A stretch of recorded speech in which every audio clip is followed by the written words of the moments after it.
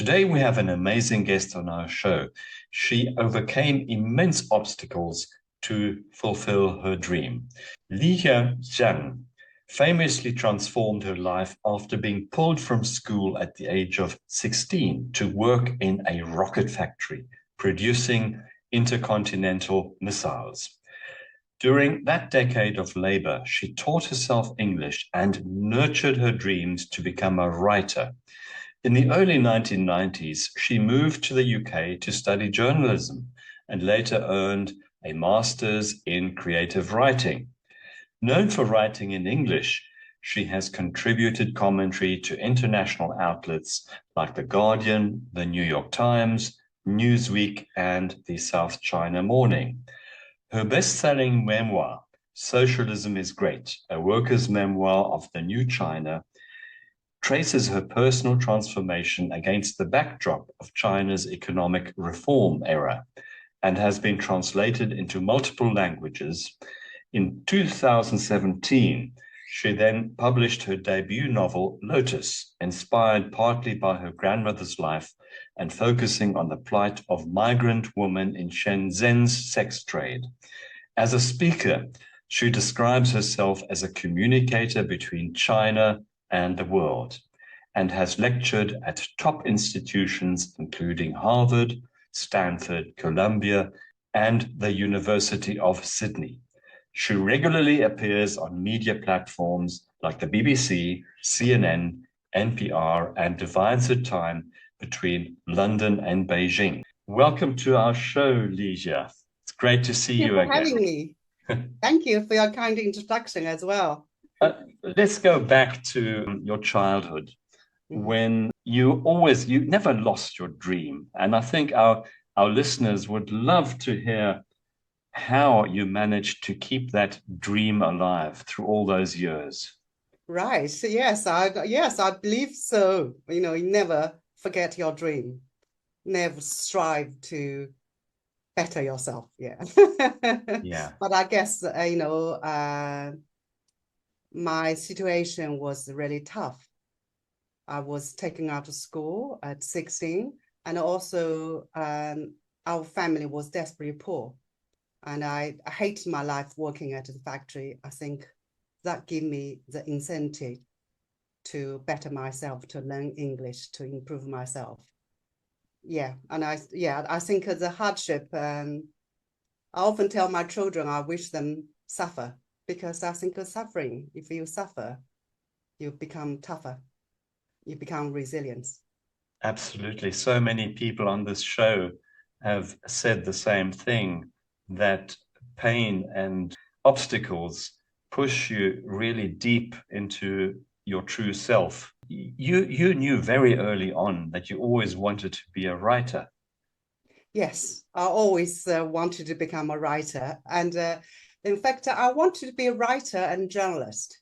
I didn't quite understand, back then, I didn't quite understand the difference between writer and journalist as I understand it now.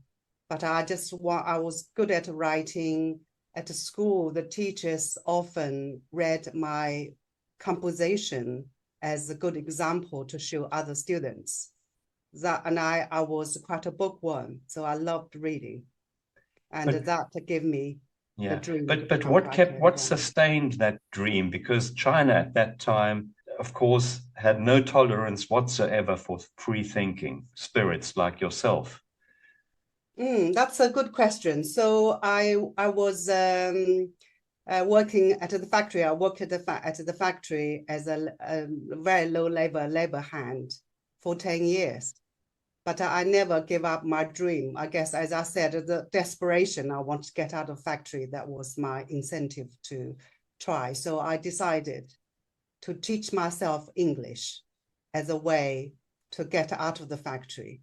And at that time, if you travel to China, you'll be impressed. So many young people speak excellent English.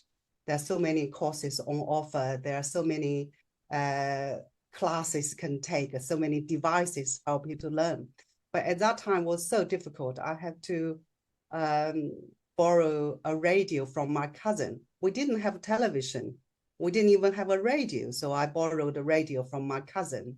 I followed a program called New Concept English. It was an English program, which I found so fascinating. Because it opened a new world, for example, and then after a few years, my sister gave us a small television. She got married. She passed down her television to us. So later on, when we had a television, I followed a program called New Concept English. And I was just absolutely amazed that the English grandmother would wear floral pattern, colorful clothes. That was unimaginable at that time in China. Once you are 40, you just wear plain, boring clothes. Yeah. Of course, I read your book. Your book, Socialism Is Great, a worker's memoir of the new China. And if you could just hold up that book so that we can see it. So it's called Socialism Is Great. I must stress, this is not a boring book about socialism or communism. Socialism Is Great is a title of a revolutionary song. So this book is just my life story. I hope it's an enjoyable read. It was. I was particularly struck by your huge disappointment, which comes right at the beginning of the book, where you thought you were going to become a writer and that you could complete your school qualifications. Yes. But then your mother pulled you out of school. And you had to face reality by going into this factory where I believe your mother worked as well. Yes. So when I was 16, my mother just dragged me out of school. That was a common practice. I was 16, but I was very much a child, being treated like a child. There was no negotiation. We like to go to a factory to work. And my mother decided that was it. Yeah. If you could just read that passage for us right at the beginning of the book. Would you like to be a worker if you have a chance? Of course not, Ma. Why? I answered my mother flatly, without even looking up from my homework. To be a worker? What an odd question. I was only 16 in my first term at a senior middle school, and I was doing well. That's the opening. Yeah, that's the shot. Yeah. So I did become a factory worker. I'd like to know, and I think many of our listeners as well, what sustained you during those 10 years working in a factory? And you write quite at length the mundane daily routine in that factory.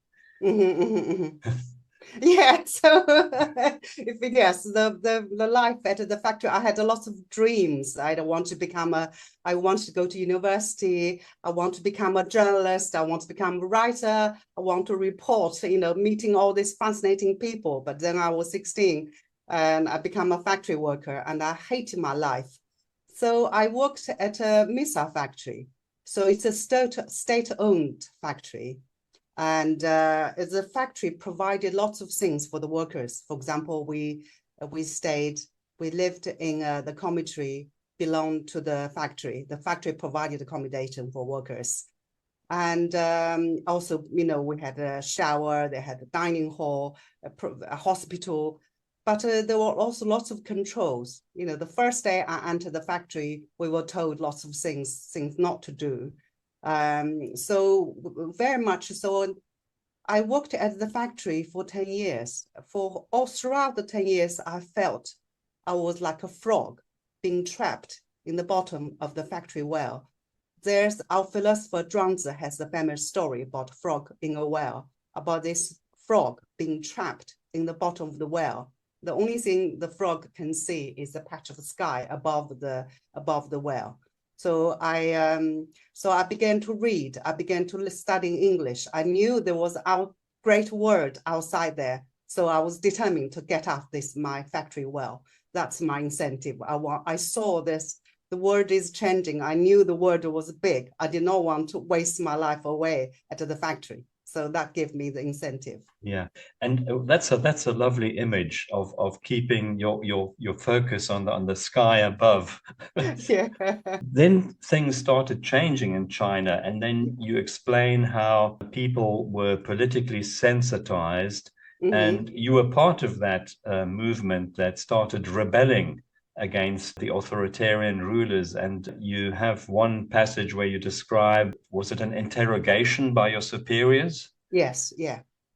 Yeah, but anyway, so I became a factory worker in that very end of 1980. So from 1980 to 1990, I worked for 10 years at the factory. But interestingly, so this during the time, this 10 years time, China began to change. So in the very end of just a few years earlier, before I became a factory worker, Deng Xiaoping introduced reform and opening up, which transformed China way beyond the economic field. So my journeys in many ways also mirrored what China went through.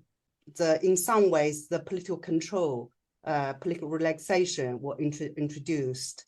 So I began to listen. I began to listen to the BBC and the VOA, which was still controlled by the government. It was difficult.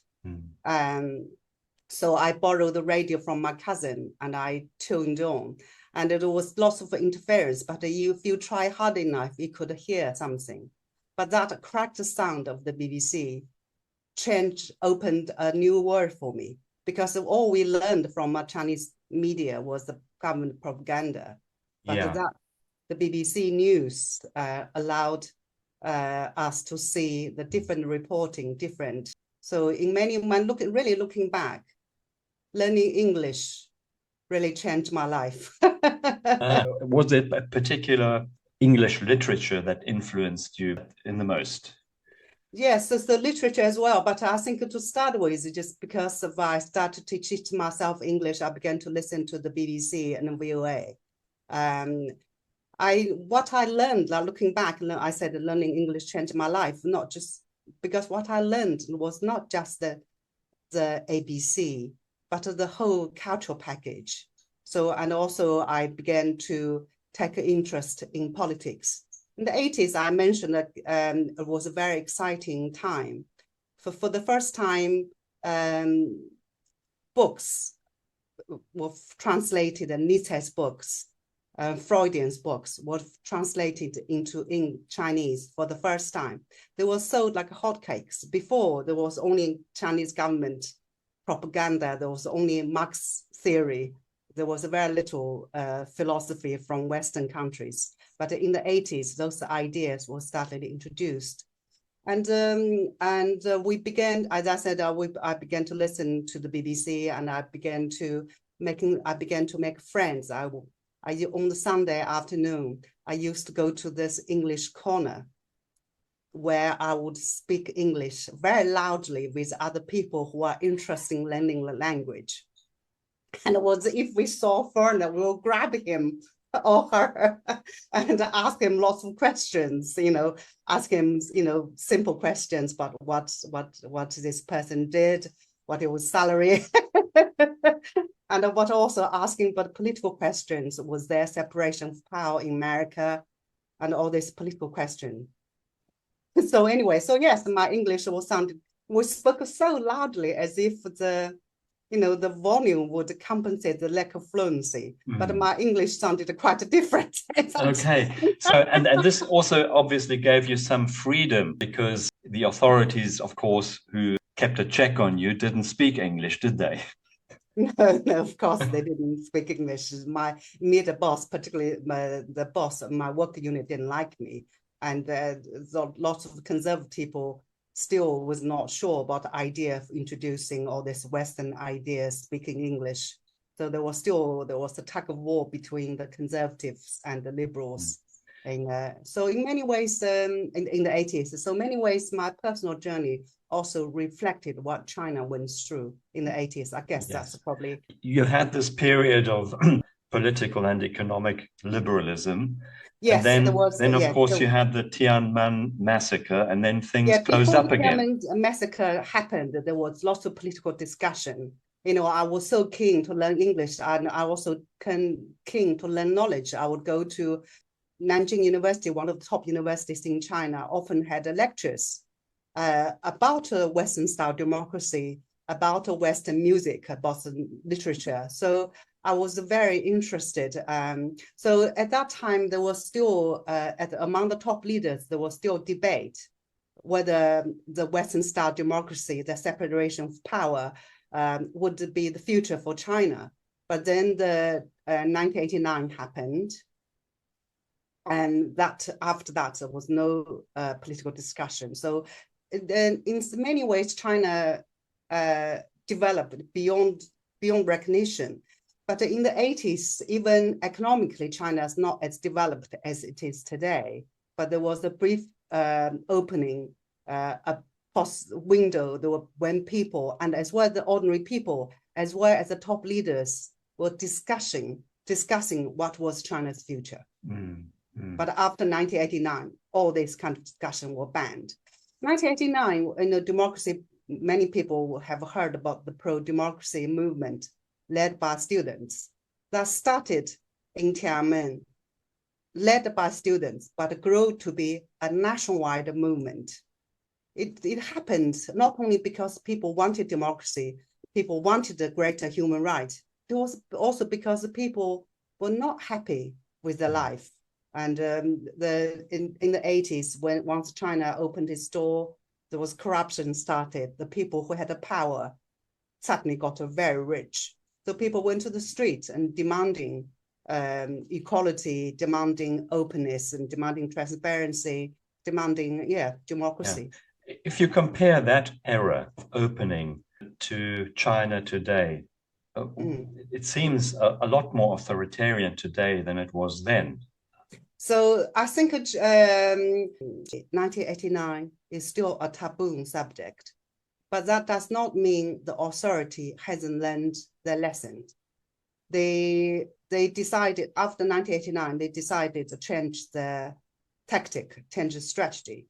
So in some ways, they relax the control, allow people a lot more personal freedom. But on the other hand, they tighten the political control. Okay. So it's kind of it's a bargaining. So you get on with your life, you make money, you get rich, and we'll provide stability. You were fortunate enough to be able to leave China to go to the UK. Yes. Can you describe that chapter, how that happened? Oh, how that you have to read my next book. So anyway, so I in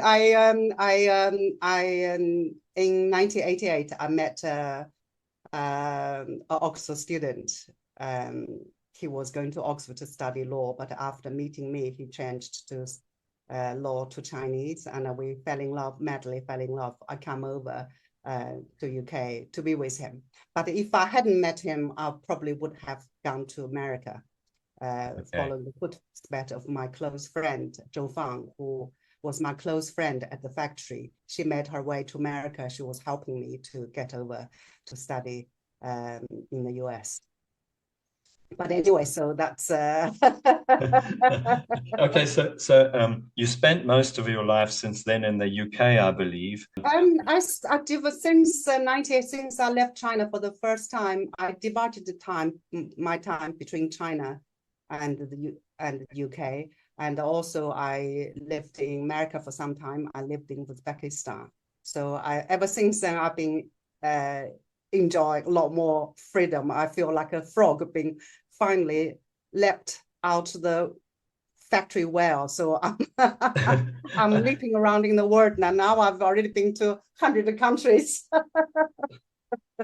How did you navigate those different identities, moving from a factory worker in your early youth, then moving countries, and then becoming a writer and a journalist? You had to navigate different identities.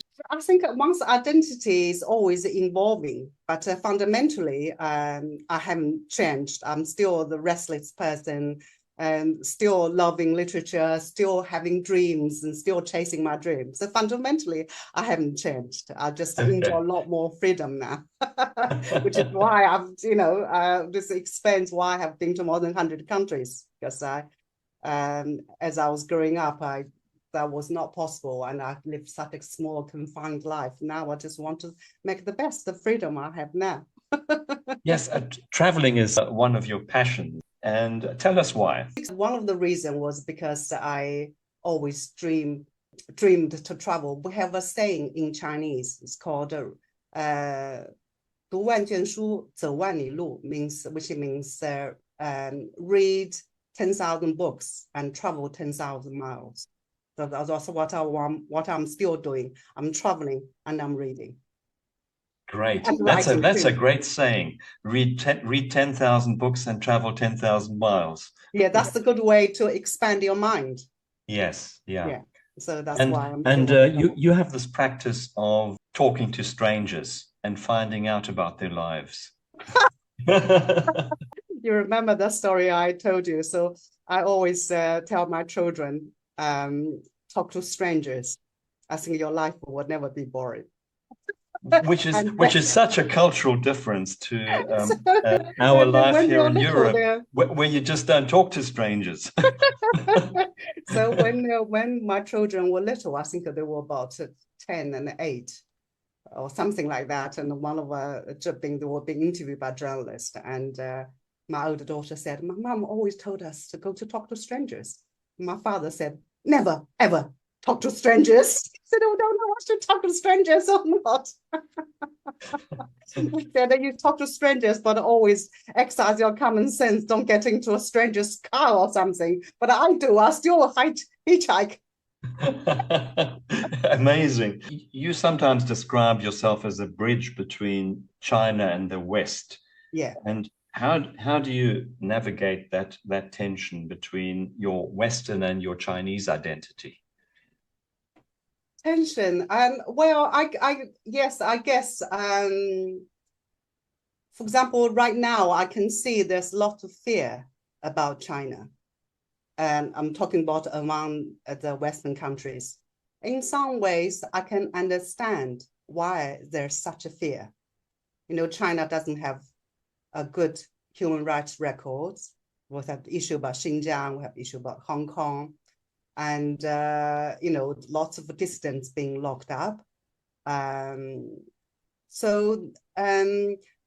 But I also think but China also doesn't do a good PR for itself. But I think some of the fear about China is generated by ignorance. So what I think about China has become so powerful. The West countries cannot afford to ignore China. China become one of the most consequential countries in the world. Yet in the Western society, there's so little knowledge, not enough knowledge about China. So I grew up in China, and I would like to think I still have the insight into the society. And next month, I still go back to China regularly.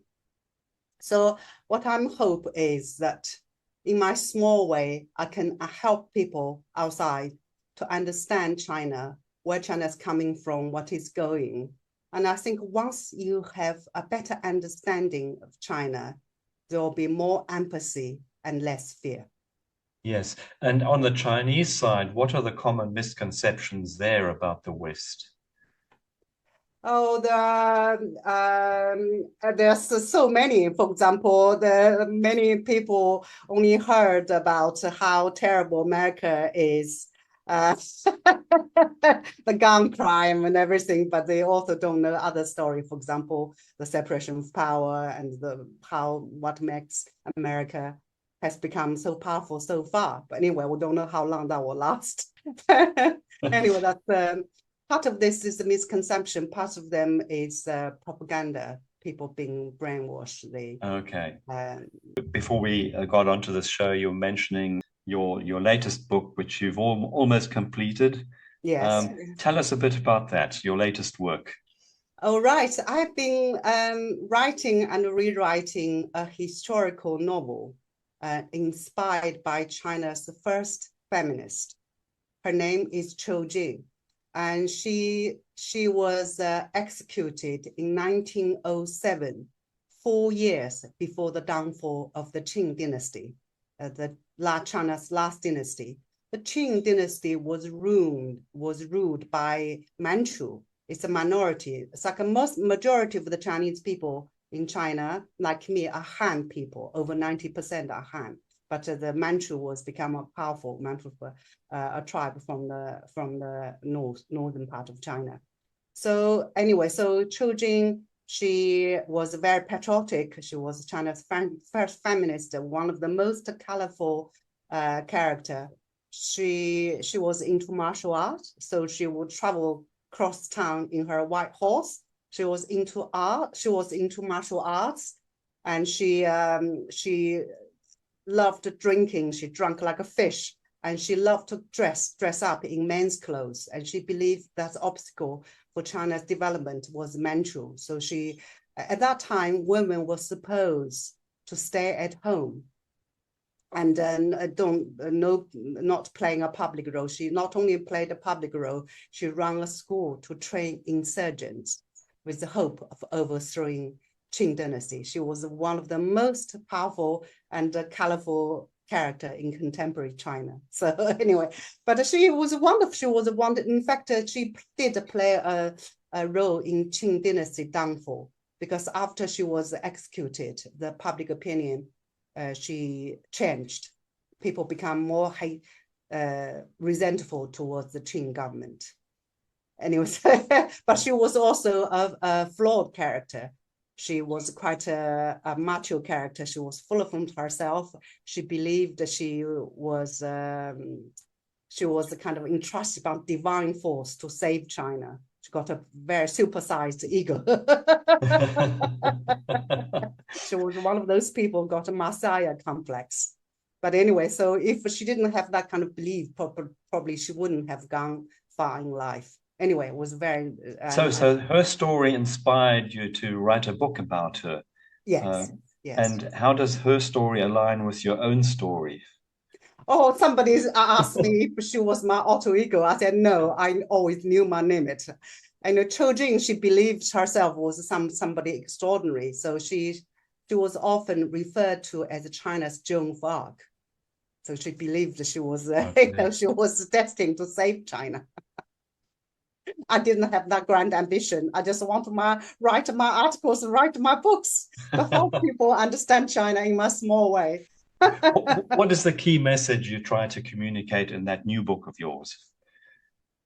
And just to show that in some ways, I guess to show that, feminism is not a monopoly of the Western women. So even we're talking, as I said, I was talking about the end of the 19th century, beginning of 20th century. So feminism did start there as well. It's quite fascinating that you have incredibly interesting female characters throughout history, but we hardly know about them. Yes, absolutely. There are just so many. And I just think in the Me Too era, I would like to think there's more curiosity about wonderful, inspiring women like Qiu Jing, and people, for those women from other cultures rather than from Western countries. And anyway, that's my hope. That will help me to find a good publisher, and I'll sell the film rights. Now, if you were to go back to your 16-year-old self, what would you tell your 16-year-old self today? Don't give up. If you keep going, life will get better. That's what I always tell myself. I love this quote. It's often attributed to Abraham Lincoln during the American Civil War, when he was in a great state of despair. He said to himself, "This too shall pass." Yes. This too shall pass. Which I find for myself such a good motto, that life is always moving, it's always in a state of flow. Yes. And yourself have gone through quite a few changes. Oh, absolutely. I mean, if I were to look back at my own history, moving from South Africa to Germany, and then from Germany to Spain, living in 3 countries, I would absolutely concur that you never know what tomorrow will bring. Yes, absolutely. Yes. And you just have to go with the flow. Yes. And follow your heart as well. Oh, yes, absolutely. One last message for our listeners, especially looking at our women who often greatly challenged by restrictions still in today's age. Yes, yeah. What message would you give to them? You have to fight for it. I don't think, and also my story of Qiu Jing, the historical novel, and she repeatedly made the point that if you want to push for gender equality, you have to, women have to fight for it. I don't think any society just like that. I don't think often those are in power are men. They are probably not willingly, gladly, readily to. Yes, especially I think if you look at the powers of regression in many countries, especially in America today, where I have the feeling we're going backward. Yes. That feminism, just like democracy, is a fledgling plant that is not a given. As you say, we have to fight for it. Yes, absolutely. And the gender equality in China is also, young feminists are continue fighting for gender equality. But after Xi Jinping came to power and he's turned the clock back. And in fact, feminists, the word 女权, female rights, and the feminist have become a dirty word. And they try to say there's some young woman being corrupted by Western influence. Yes, I think that's a good note where we can end our conversation. Never to give up. Never to give up, but yes. Yeah. That great example you mentioned. But I think I have been very lucky as well. I met people who have gone out of the way to be helpful to me. And I'm grateful to my ex-husband, who is now a friend and who changed my life for the better. And my friend Zhou Fan, who's still my best friend, who encouraged me. And I have a mentor, journalism. He won Pulitzer for reporting Falun Gong. But anyway, so I met people who have gone out of the way to be helpful to me. So I'm now on mentoring program, trying to help other people. For all our listeners, you can buy her book, Socialism Is Great, a worker's memoir of the new China. And your new book, when is that coming out, hopefully? No, I'm just, I don't know, hopefully in 2 years' time, I hope. Well, we're looking forward to that. It was great talking to Lijia, and all the best and all the success for you. And we'll post the links to those books in our show notes. Right. So, okay, great. Thank you so much for having me.